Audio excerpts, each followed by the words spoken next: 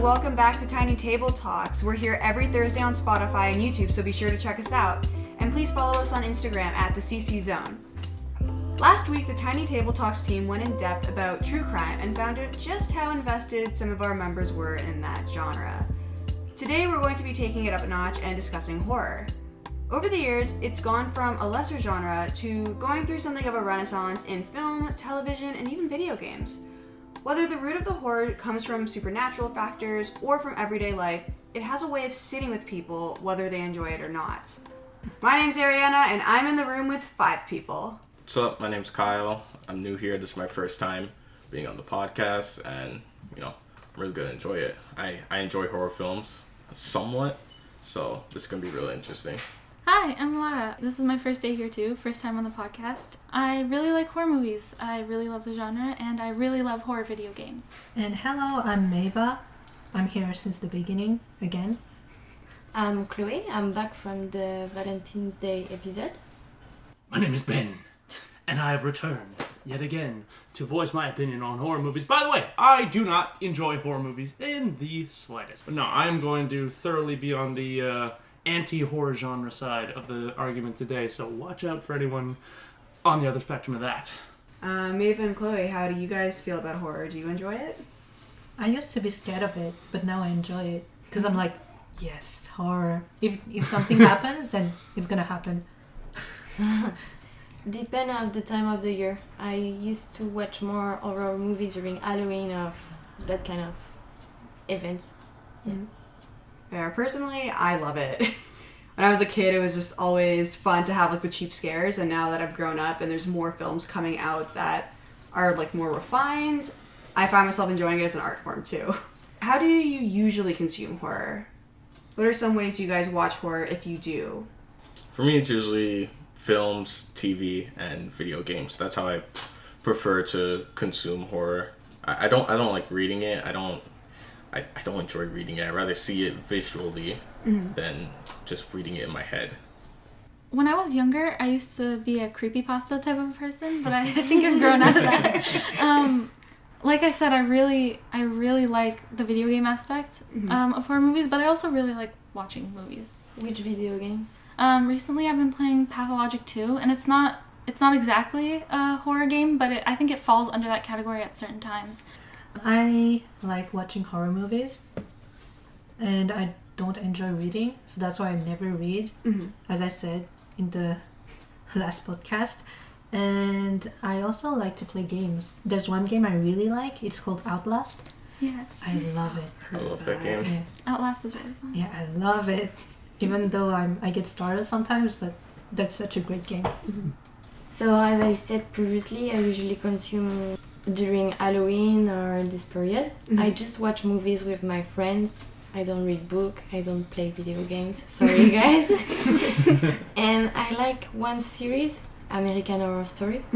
Oh, yeah. It's probably the thing I watch the most related to horror gender. Have you seen have you watched the entire series? I liked it, but I feel like I stopped maybe midway through. I choose the season I liked. I watched the one in the hotel, the one with the witches, the first one, and the one with the clown. Oh, freak show? Yeah. So much potential. What about you, Ben? I usually do my best to avoid horror at any given time or place. October is always a very fun month because half the time I can't even turn on the TV because even the promos for half of all horror movies will somehow manage to make me tremble in fear for the rest of the day. But I have definitely warmed up from it a lot more than when I was a kid. I've started to get into the horror genre a little bit. Watch the occasional movie every now and then, watch a couple of TV shows. One of my favorite TV shows of all time is The Walking Dead, which I remember petrified me during the first season, and I was finally able to calm down a little bit when I realized it wasn't quite that horrifying of a show. But yeah, don't really read it quite as much, although I am just starting to dabble a little bit into the horror genre of graphic novels. I feel like that's a really good mixture of both worlds. So, now that we're kind of warming up a little bit, does anyone have any favorite horror, again, books, shows, or if you want to go in depth with anything you've discussed before? I got a lot, and I'm not the biggest fan of horror, but I like Get Out. Ooh, Get Out was fantastic. The Woman in Black. I like that. It was pretty good. I would say. Anything zombie related until Dawn. I think the Zack Snyder zombie movie. That one I really like that one, even though it's kind of cheesy. I enjoy it. That's about it for like zombie movies. And then for TV, God, what's it called? Stranger Things. Ooh. I love Stranger Things. Stranger Things is my jam. It's not horror. It's not. It's like It's not. Yeah, there's elements of horror in it, but it's not like jump scares or anything too gory that's gonna scare the pants off you. It's like 95% 80s nostalgia with Yeah. a little bit of horror sprinkled on top of it. And then for games, I love Outlast. I love and hate because it scares me. First time I watched it, I was watching it in the dark. I had to turn on the lights. It was like 20 minutes in, this big guy just comes, tears you out of the locker. I was like, okay, so I'm gonna turn on the lights, just hide under my blankets, just to be safe. And not a typical horror game, but Bloodborne. I found very scary, and I've been going on long enough. So last one, JoJo's Bizarre Adventure Part 1, Phantom Blood.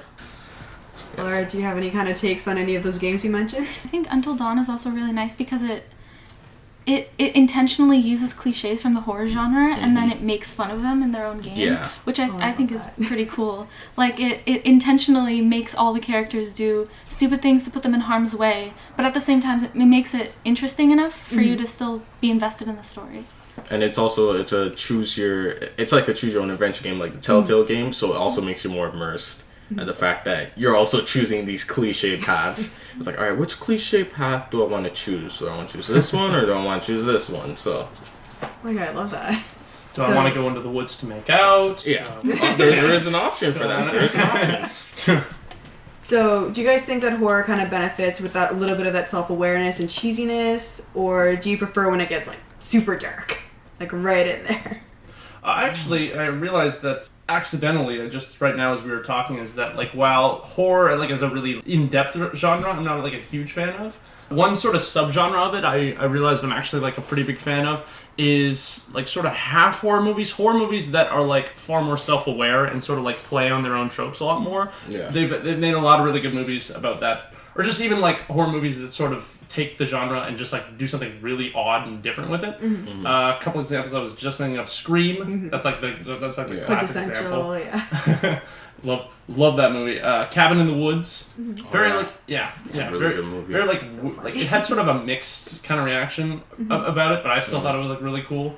I feel like whatever your opinion on the movie itself is, the last 15 minutes were just literally speaking, all hell breaks loose. And then From Dusk Till Dawn, really, I just watched that movie for the first time about a month and a half ago, and it was probably one of my favorite like movie-going experiences I've had in a long time. Yeah, so Dusk Till Dawn, written by Tarantino, but it wasn't actually like written by him. It was directed by Robert Rodriguez. Yeah. Love the guy. Who else here grew up on Spy Kids, right? Oh yeah. Yeah. That movie. And it starts out like you so know what you think you're gonna get. It's gonna be this kind of like classic Tarantino like 90s heist movie. Yeah. Two guys rob this place, kill a couple guys, are gonna go to Mexico. So like first 45 minutes they play it totally straight and you're like, oh okay, this is gonna be fine. And then shit gets real in like 10 seconds.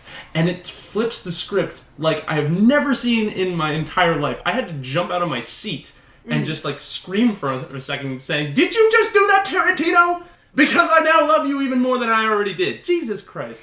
So I just love that because, again, just like, I love horror when they just really bring it to you in a way you've never expected before. Because, I mean, as much as we can all, as anyone here could say that they love horror, it's definitely a trope-ridden kind of genre. Yeah. So anything that can really just make me get hit by like a big slice of horror, like in a way that I never would have anticipated before, those are the kind of stories I really get into. Because you were talking about how you like when horror is presented to you like in an unexpected but well done way. So is anyone here kind of team twist or more like you like your formulaic horror, just sitting there and you kind of know what you're going to get, whether it's really scary or really cheesy? Or a bit of both? That's tough. I think I like the formulaic way. Mm-hmm. I don't know. Okay. I don't know. There's something about it. I'm not the biggest fan of like, ooh, what's a twist? You know, at the end of the film, I just What's a twist? yeah, I don't feel the need to always have a twist. I think with horror, I prefer, you know, group A goes to cabin. You know, you have your generic stereotype characters. Then you got villain out in the woods, watching them from a distance. And then, you know, you got the characters getting off one by one, and then, you know, they're trying to escape and all that. I prefer to watch something like that than, oh, and the twist was, it was this person the whole time. The butler did it. The butler did it, yeah. Anyone else have a take on this? I don't know. I think the twist thing has become part of the generic horror. Like, I don't think you can go into a horror movie without expecting a twist from it. And so unless it's done right, the twist is just formulaic now. So I don't really think that you can separate the two properly. That's a cool point. It's one of those things where you're like, you have a twist that everyone saw coming as you watch. And I don't mind a twist. Like, I'm all for a good twist. You know, like Until Dawn had a twist like midway through the game. Get Out, and that Until Dawn twist is like it's wild as hell. Like it felt like two different games in one. Get Out had a twist. Yes. Yeah, that was actually I was gonna pose that question because like I said, I'd written down like a couple ideas of like the sort of subverting like expectations kind of horror, and one of the ones I wrote down was Get Out, but I wasn't quite ready to say that yet. My question to you is, you were saying you're a big fan of it. Would you say that falls a little bit more into the subverting expectations kind of movie, or does it follow a little bit more into like a traditional horror movie trope? No, I don't think it follows a traditional horror movie trope, because I can't think of any movie that's like Get Out. I can't think of any horror movie that's like Get Out. I can't compare, you know, classic horror films like Halloween or Friday the 13th or Nightmare on Elm Street to a film like Get Out. Get Out was one of the first original horror films that I've seen. You know, it wasn't like a big scary monster in a mask coming out to kill kids. It was just this really awkward film. Yeah, awkward in like a beautiful way. Yeah, almost, awkward which is in a weird beautiful sentence way to say, right? Yeah, but it was. And there was a lot of stuff I didn't expect in that film, and I think the realism of it genuinely creeped me out. Yeah. Than a lot of other horror films, even films like Cabin in the Woods or It. You know, like, they could be scary at times, but they're not realistic. Let's be real. Oh yeah, but the one argument I'll make in the other direction though about it is the fact that it is a little bit more formulaic. Is that again, it has so many wonderful themes. It has so much great dialogue, which great YouTube channel I love, Lessons from the Screenplay. Like, I think it coined it perfectly. Like, so much of the dialogue is quote racially clumsy, and like it really like is off-putting and makes you feel like really odd about it. But when you strip all of that away and just sort of take it as like the very bare bones of the plot, you know, someone goes on a trip and stays with this family, and eventually turns out that family isn't what they seem, kidnap him, and you know, are ready to harvest him for like really bad beings. Yeah. I still feel like in a lot of ways it's a little bit more of a grounded horror plot than people give it credit to once you boil it down right to that measure. Yeah, I can see where you're coming from that. Yeah, so it's an interesting concept about it. I definitely think just all the twists and turns it takes with you know, what's above that definitely gets it out of the grasp of it just being like very, like, not even formulaic, just like falling into any sort of tropes. But it still is interesting to think that they have, it has a little bit more connection to classic horror than some might think. Yeah. At the risk of making this conversation really disgusting, the Human Centipede movies. Sorry, I had to. The second one is the most disturbing thing I've ever seen in my life. I'm too scared to watch it. But the third one is pure parody of the other two. Like, the Human Centipede exists inside the Human Centipede movies 3 times over. And then the third one, it's just pure, like, they're just making jokes with each other. They're like, there's nothing serious about that movie. It's pure comedy. It's like self-awareness. Exactly. 101. See, that's the kind of thing that's why I have so like certain reservations when it comes to horror, is that you got like beautiful things like Halloween and like Nightmare on Elm Street, Get Out, but then you also have the Human Centipede side of horror, the kind of thing that nobody asked for and the kind of thing that will haunt you for the rest of your life. Just disgust horror. Yeah. I think that's, I'm not sure if that's the term for it, but that's how I would describe it. I get what you mean, though, in terms of, like, they're literally 3 separate movies.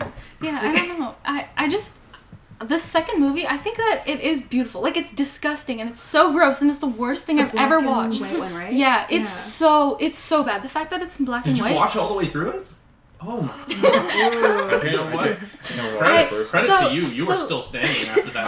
I could barely watch a South Park parody of it. I can't even watch the films. The best way to consume the Human Centipede is in direct concession to each other. Your recommended dose. No, Phrasing. like you have to watch the first one, the second one, and the third one all in one sitting. So me and my friend, we were just like, all right, we're doing this now, and we just watched the three of them in one sitting, and it was so bad. But at the same time, I think it's incredibly beautiful because I think a lot of the time, like at the risk of glorifying desensitization, we don't see many things that make us really go, what? Like you don't see that too often. I've seen Angela Anaconda, so. Oh my god, that show is terrifying. I just don't think that there's a lot of that left in media that really makes you go, what the hell am I watching right now? And I think that takes art, but also it takes some really stupid people to do really dumb things, and they're just like, what's gonna make this person uncomfortable? Yeah. It's like how I think that early 2000s horror walked so the human centipede could run, pretty much, because it was all just straight up torture porn. And then this came out. Yeah, it's Saw. I think that's what made me hate horror films for a while, because it was just Saw or Centipede. Just the early 2000s, it was just a gore fest. That's all it was. That was their excuse for horror. It was just, how gory can we make films? And that's when I was like, I don't like horror films because this is all it is. Let's be honest. So there's like 8 movies and it's always the same thing, like cutting, blood. They're making a new one and it's coming out in 2 or 3 months. Yeah. I can't wait to watch it. Honestly, what sucks about like the horror genre, especially like in the early 2000s, like you were saying about like the 8 Saw films, like they keep on making so many iterations of it. And like just throwing it at a wall and seeing if there's an audience of it. Honestly, like horror movies in a lot of ways have become like Skittles flavors. You know, there's way too many of them. And if they would just tone it down and leave us with the original, we would all be much better off. I don't know, I disagree. I'm really excited to see that movie just because I want to see what stupid bullshit they can put in it. Like, I just want to see how dumb they can keep taking it. Because they made a 3D version of it because they were like, 3D. Oh yeah, 3D is the hip thing now. and like, the red and blue glasses. And it was so stupid. Like, they just keep getting dumber and dumber. And it's the same reason Human Centipede 3 can coexist with Human Centipede 2. And the same reason that the newest Saw can coexist with the first one. Like, they're both beautiful for completely different reasons. Yeah, and they're both like successful franchises, which is crazy.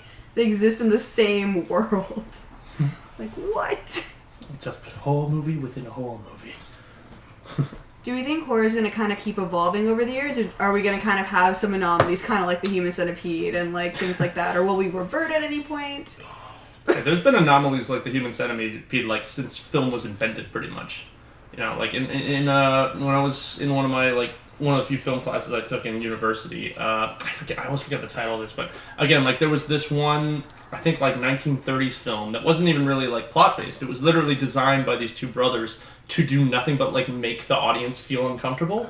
And there was this one scene where it was just a close up on somebody's eye. Oh, and the Sean Donjalou? Yeah, exactly. The Sean Donjalou. Yeah, that was like pretty much that was the Human Centipede of like the 1930s. You know, it was. I mean, it's yeah, I know it's disgusting, but it's a little bit, you know, that again, like right from the get go, like the second someone had a camera and 2 brain cells, they were like, hey, let's try putting this to film and seeing what the audience's reaction from it. So I think that's right. That's happened right from the get go of film. That's happening now. It's not going away. Yeah, I know. I get what you're saying. I know, like when it was made kind of in the middle of like a Dada movement kind of thing, and that was when they were trying to make things that deliberately didn't make sense and have no meaning. But it's interesting because it's Salvador Dali and Louis Buñuel, and Buñuel did a lot of the old, like, scary horror stuff. Like, if you look him up on YouTube, there's a bunch of silent films he plays with special effects and things like that. So, yeah, I know, you're actually kind of right, like, in terms of it can be, like, a combination of that. Yeah. And the way it's, like, I don't know, it's just interesting how, so many aspects of it have evolved, and yet there's a lot that's kind of stayed the same. We said earlier that Stranger Things was seen as a horror genre series. Which it is. Can we say the same like for Black Mirror? No. Because there's some maybe, episodes that yeah. are scary and there's like, blood. No, why not? Maybe. You don't Oh, think so? absolutely. And it makes you feel like bad even more than some Yeah. horror movies. I've only seen like a couple. I've only seen a couple episodes of it. Pretty much every single like episode I have seen has literally like scared the hell out of me for the next like couple days. Yeah, it's. I definitely classify it as a horror, like, or at least like a mix, like horror comedy, like Is this like what kind drama kind of thing. What kind of scared though? Because I feel like. Oh, scared, like super scared. But like, kind of like, do you ever have like a huh moment in there, or does it just kind of sit with you and creep you out? Well, again, I mean, if you're asking me like if there's only like moments in it, like then that would almost immediately say that like horror can only be one thing. It can only be like jumping out of the blue and trying to scare you. But obviously there's a lot more to it than that. I don't know if I've really had too many big jump scare moments, at least in what I can remember about the show. But it's had far more Get Out style, really deep inner like fears and worries and stresses that come from the show. And I'd definitely say that puts it in the realm of horror for sure. I've only seen the first few episodes of Black Mirror, so The So you've first seen one the is Prime not Minister with scary. the pig? the first, the Prime Minister with the pig. Pig Prime Minister? I think the last one I got to was with Daniel Kaluuya. Kaluuya? Yeah. The guy from Get Out. I think that's the last episode I really remember. So I only What saw. happens in that one again? This is the merits one, right? Yeah. Wait. They are in two boxes and they do bike. No, they're on those like treadmills. Yeah, and they're on like, those treadmills with and the like top talent contest. Yeah. Yeah, right. I forgot that was the guy. So up until that point, I don't know how many episodes in that is, but up until that point, I only really saw it as a satire, more than a horror style series. For instance, in the season 4 there is one episode and it's meant to be kind of horror episode. The girl, she go into a museum and the guy is telling like 3 different stories and the goal is kind of make you scared. Yeah. I mean, if we need like a really set example, I think this might have been from season 3, but I am no expert, so please do not kill me, anyone who's like huge Black Mirror fans. There was one episode that literally was all about this technology company tracking down this guy and putting him into a computer program that was designed to scare him as much as possible. And of course that starts out with like the very simple kind of stuff, like they're jump scaring him a couple times, they're making him like a little afraid of like the house that he's in, and then it eventually gets to this like way higher place where like they're making him like have all his like deep inner life fears be like brought out and like screamed at his face. And that also falls just a little bit into like the horror subversion like genre that I've been a big fan of, because my favorite part of the whole thing was like early on in it, where it was almost like there was almost like a few comedic moments in there where the guy was like, yeah, giant spider right in my face, that was a funny one, guys, yeah, you know, you're not gonna get me though. And then just next thing you know, shit on the wall. Oh my god. Definitely use elements of horror to drive their point across, but like I think it depends on the episode. Yeah. Because there's a lot of like. But there's some more stuff in it. I think each episode of Black Mirror is usually a different genre. Yeah. Yeah. But I can understand that, like, why you would say Black Mirror is a mix. Yeah. It has can elements be, of horror, and it can be horror. I think that alone should be enough. Yeah. And it's kind of an evolution compared to like the others movie we talked about before. It's more like mental scareness than the visual like jump scares. Yeah. Psychological thriller. And I think that's how horror movies have really evolved more throughout the years, because when's the last time you've seen I don't know, like Friday the 13th? Can we even remember the last Friday the 13th movie? I don't even remember the first one. Can we even remember like Texas Chainsaw Massacre? Never seen either. Nightmare on Elm Street. I know they had a reboot in like 2010. Yeah, they did. So that's about it. I know Halloween just came out with a new film. Did you watch it? Was it good? I didn't watch it. I just my friend said it sucked. Oh no. I know they came out with a recent film, but like we haven't really had those gory horror films that took over the better part of the 2000s and some of the 2010s. Like the horror films we've gotten lately are more psychological, like they're more mental. or yeah. Yeah, Shining 2 just came out. You saw it? I didn't see it. Oh yeah, I did not hear very good things about that movie. Yeah, it wasn't Honestly. scary. I've heard okay Yeah, things I've about heard it. like middle ground kind of reviews. Yeah. Is there anything that you saw as a kid that really scared you that either holds up or does not hold up at all? Halloween still holds up for me. I was terrified of Michael Myers. Do you remember him as a like, kid? getting up Yeah. when you think it's over? I'm just like, why can't this man stay down? Like, just stay down. Even like the sequels, which looking back are not good, are not scary, but as a kid they terrified me. I think it was Halloween 4, the last one that they made when it was a little girl and she's in the police station, and she thinks she's safe from Michael Myers, and then you see, I think he broke out of the jail. Oh my god. And she still knows that he's alive somewhere out there, and that creeped me out. That genuinely creeped me out. The fact that Michael Myers was still out there. So Halloween still holds up to me. For me, it was Coraline. I remember watching Coraline as a kid and being scared out of my mind.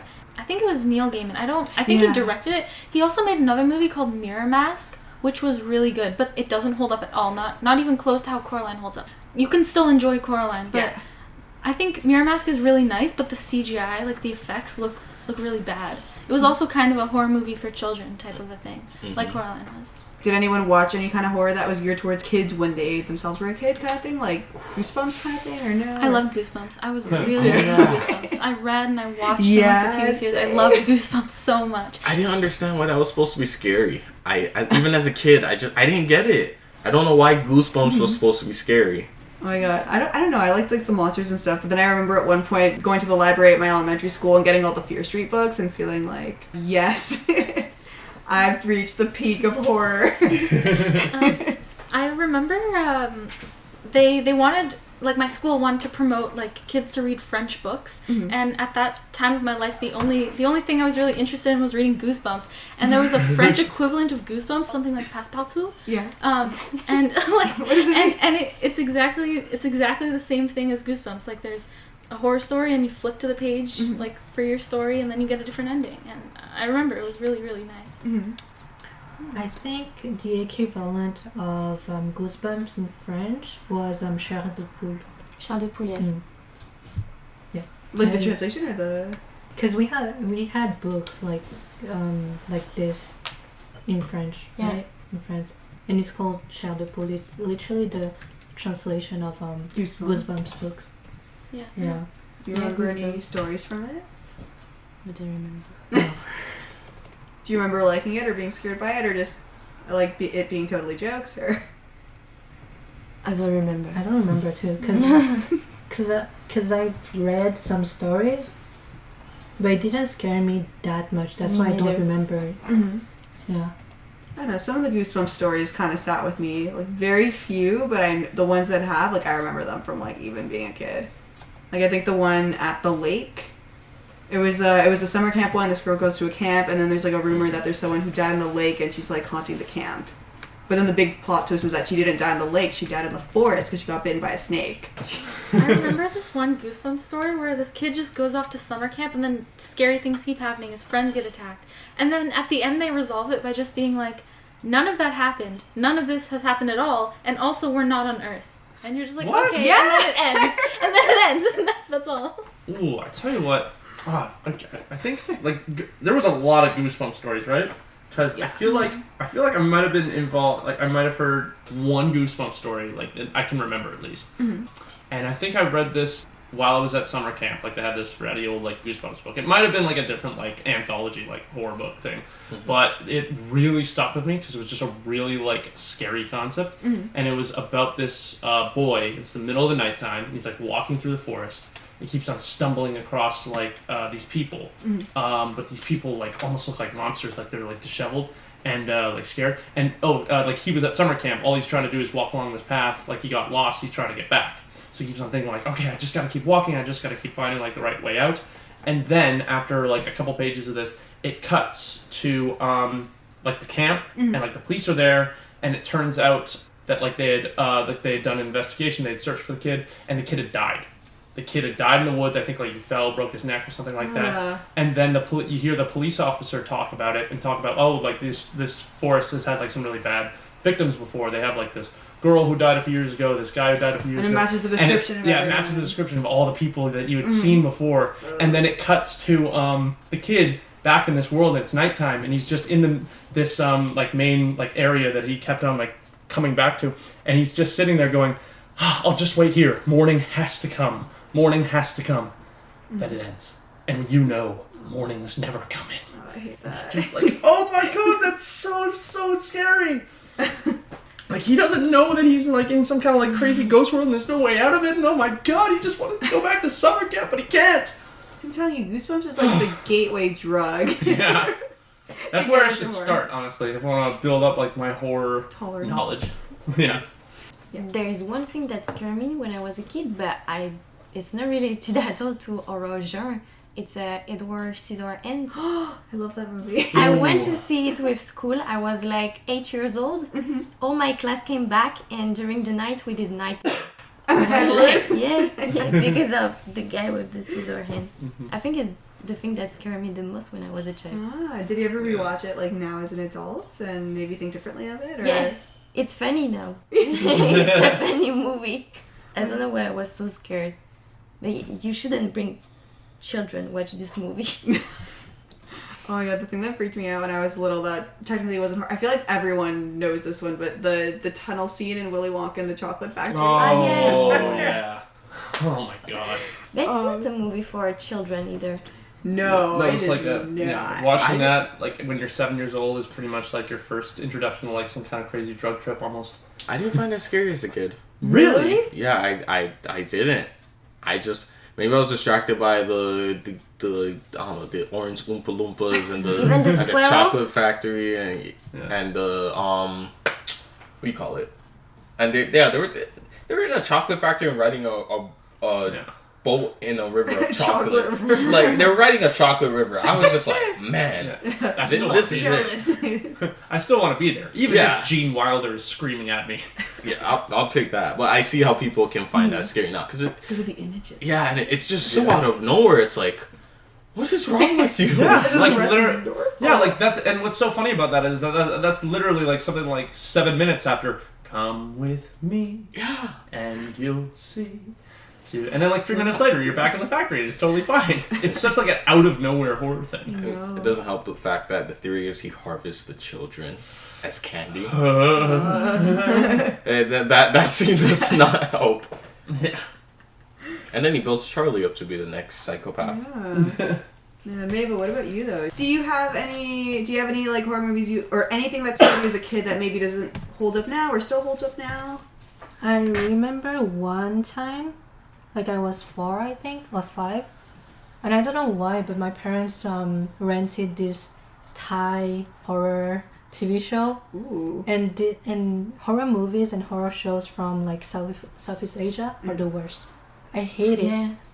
Because basically the story plot was like, okay, so there's this woman, she had to give birth, but then she dies in the middle of like The birth. the birth, and her husband is deployed away because he was during war, and then she keeps waiting for her husband to come back, but she keeps haunting like the house with her little baby and stuff like that, so the whole village knows that, but the husband is clueless, so he will see her as a normal person and he will eat some stuff that she makes, but he would kind of hallucinate and think that she's still human, but I don't know why that creeped me out. It sounds creepy. Because seeing her holding the baby and like kind of walking around and talking to her baby, and her voice was kind of echoey and everything, that scared me. I can imagine. Even the parody, because they did a parody movie, and it got released a few years ago. I was a grown-up adult, but I couldn't watch it because I got traumatized by this. No, not this again. Yeah, and apparently in Thailand they actually have a temple dedicated for this woman, Oh. and people are like worshipping her. So it's and based off a everything. true story. Yeah, it's an urban legend. Oh my god. Yeah. So do any of you actually believe in ghosts and spirits, and does that impact how you watch horror? Or do you guys have like supernatural events that happen in your life? Because I have a couple of stories. Oh, really? Oh, I want to hear. Please indulge us. Okay, so in my old house, I used to sleep with my sister on the same bed, right? Mm-hmm. So in front of this bed, there was this mirror on this closet. So one night I felt something dripping onto my face. So I opened my eyes. I was still half asleep. And I saw this woman with wet hair staring down at me. And at this point, I didn't know if that was a nightmare or something like that. So I just eventually fell asleep. Demon. No, I could move. But then I ignored it. And then the next morning, I was like, maybe that was just a nightmare, right? But then I didn't tell my sister. But then my sister came up to me and she was like, yo, did you see something weird last night? And I was like, okay, what did you see? And she said, yeah, I saw a woman looking down with wet hair approaching the bed. But then I got scared, so I turned around and closed my eyes. And then my cousin, who was sleeping in the living room, he probably heard us talking. And he said, okay, I think I saw the same thing as you guys. But he was sleeping in the living room and there was this woman staring down at me with wet hair and everything.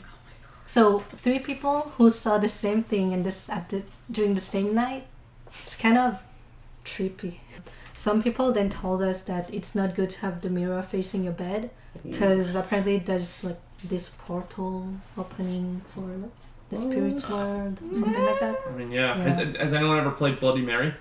No. Oh no. No, I don't want I to won't play. do it. Have you tried it? I'll do it. $5. Oh no. Where's the closest mirror? Let's do this. Oh my god. I'm Don't do not it gonna to say your it's real, but I'm not gonna take the chance Yeah, either. I feel the Like- exact same way. Then you're saying you're not saying it's not real. Yeah, I'm not gonna take any chances. What I'm if not it is? stupid. Yeah. That's like the number one thing in all horror movies. Most of the time, people get themselves into the stuff because they're stupid. Yeah. I mean, I'd definitely be that like first guy who gets like chased down, killed by a slasher, you know, in the woods. I kind of identified like with the one like kind of hippie dude from Cabin in the Woods a lot. Mhm. I was like, God damn, I would be that guy. Except like I would be taken down by those guys. I wouldn't I would like subdue all the expectations and actually like survive to the end. Yeah. You know what, actually, I feel like now a lot of the horror movies are more effective because they don't rely on stupid people. A lot of it is like they're just in the situation and it's kind of hopeless. Mhm. And they try to do what they can. Like, that's what freaked me out about Hereditary. Like, there was really no way out. Like, it was just kind of like within the family. They were like in this cult. There was like nothing they could do about it because the mom had like orchestrated everything. Oh. I think it was the same thing with the Get Out too. Yeah. Because like our main character, he was not stupid. He just got caught in a terrible situation, which seemed really real. Yeah. Like especially the girlfriend in that film should have been nominated for an Oscar. Yes. The So way good. she played it was Jesus amazing. Christ. I know. I still can't look at Fruit Loops the same anymore. I can't even. The whole film, she had me convinced she didn't know what was happening. Honestly, she did a really good job. Spoiler. Oh, sorry. Sorry.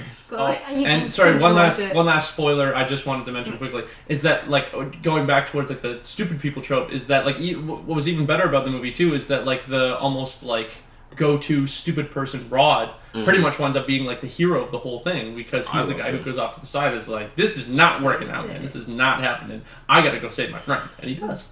Also, all of these scenes are hilarious. Yes. Like that was the one part where like it almost like sweet, like legit like I that was the one part where I was like, this Jordan Peele directed this, didn't he? Like because of just the comedy aspect.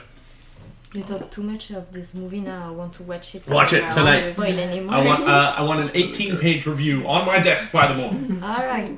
Do you... Yeah, what were you gonna say? I was just gonna say quickly. There's one horror game no one mentioned, Five Nights at Freddy. Oh, I mean, my God. That Alara took just like made over. That took over YouTube for the better part of the year. Kyle, how could you? That meme was supposed to be dead by now.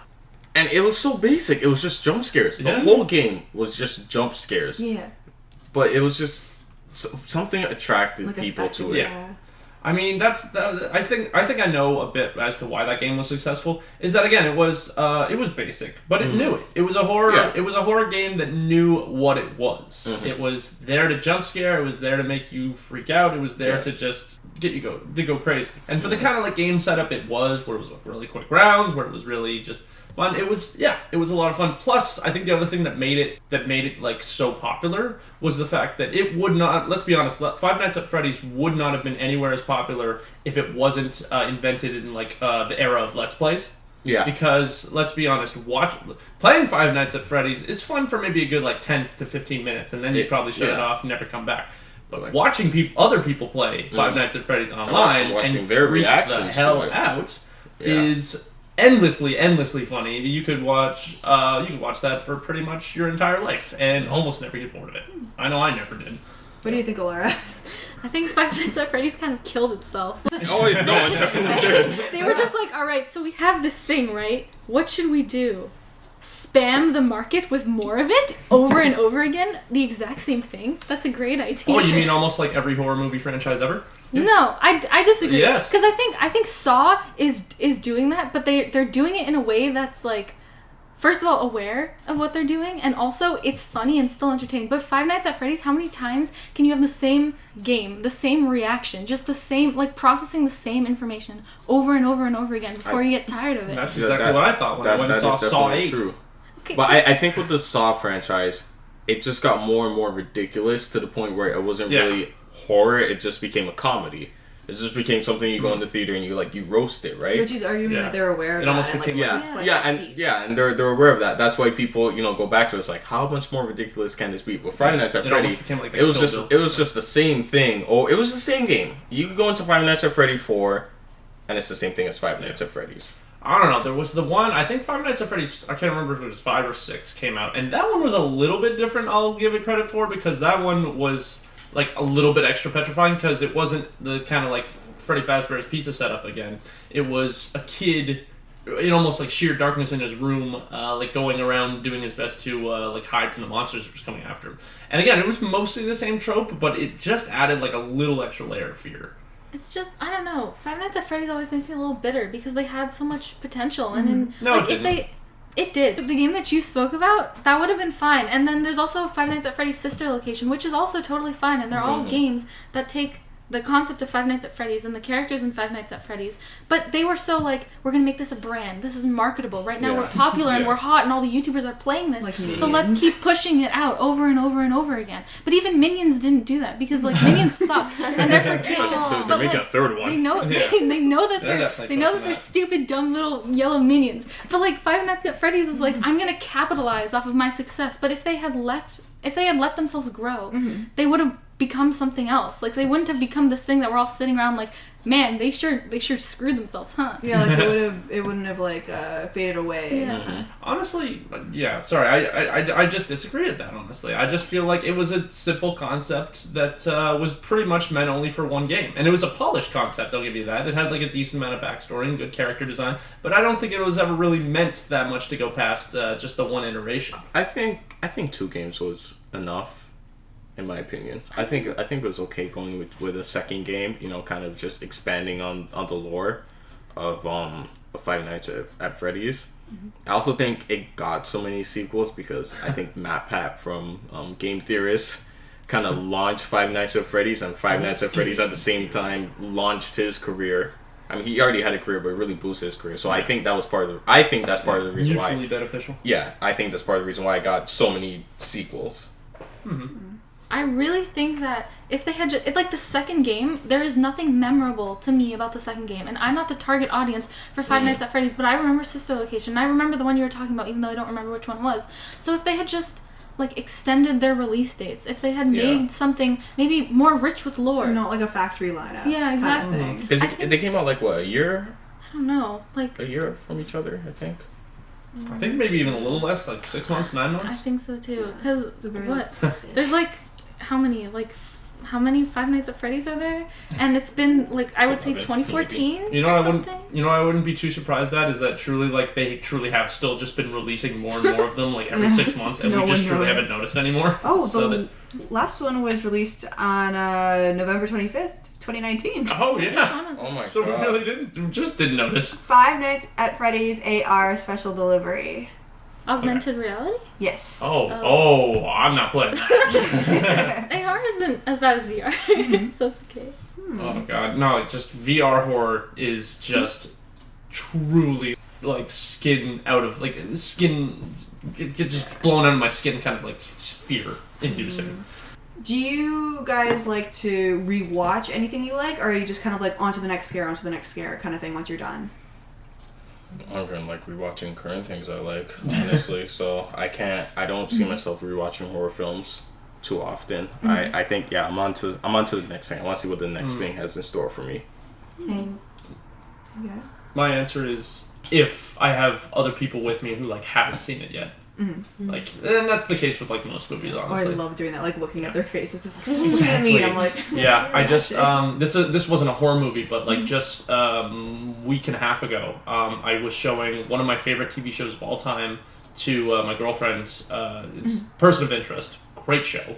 But anyway, like we were watching the season 1 finale, and I know that there's like a whole bunch of twists coming in the show, and I like did everything I could just to like get little glances over at my girlfriend's face, like when this thing was happening, when this thing was happening. But of course, you have to keep it like really subtle, because if you like float flat out, turn your head to the side, they're like, "A plot twist is coming in a second, isn't it? God damn it!" But it's still just the best. oh my god, that was like me with Hereditary. Like I tried to show anyone I could just so I could watch it again. Hey, I'll watch it with you. I haven't seen it yet. Oh god, it's so good. It's I on gotta watch it Netflix too. Yeah. Yes. Oh my god, movie night. Please. What about you guys, Maeva, Alara? I don't know. In most things, I'm a rewatcher, but I think in horror movies, not so much. I think part of the appeal to me for horror movies is just like, all right, let's see what's about to happen. Like I expect it to happen to me, you know, and I don't really I don't want it to happen unless I'm showing it to someone else, of course. But I think for the most part, I have one person who I'm like, we're watching these horror movies right now, and so surprises. Yeah, so like I don't know. Unless I'm introducing it to someone else, I don't think I'm rewatching horror. I'm the same as Ben. I like to scare people, just for the fun of it. Yeah, and I hate to admit it, but like honestly, like just when you have something like that, like that you just like a movie you really love that is a little scary, and you watch it with someone who hasn't seen it, you almost feel like a little cocky yourself because you're like, "Are you scared yet? I know when the jump scares is coming. I'm not gonna get scared." It kills me when they're not scared though, or they like laugh at something, and I'm like, okay.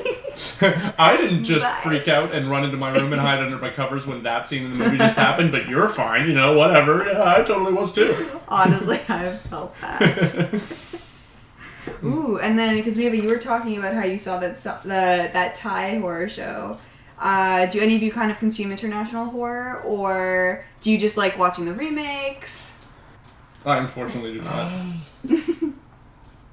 I guess I do. I guess I'll watch like horror animes. So yeah, I'll watch like international horrors, but not international horror films. So you're like team sub and not team dub. Yeah. So. Yeah, that's always better. I used to be dub because I'm like, I want to hear my language, but I'm like, sub it sounds better. It does. What about you?